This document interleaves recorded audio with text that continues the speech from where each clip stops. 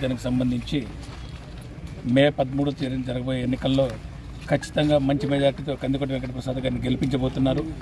రాష్ట్రంలో మైనారిటీలకు, బీసీలకు, ఎస్సీలకు, ఎస్టీలకి మీ బిడ్డ అని చెప్తూ ఇంత అన్యాయం చేసినటువంటి ముఖ్యమంత్రి ఆంధ్రప్రదేశ్ చరిత్రలోనే లేడు.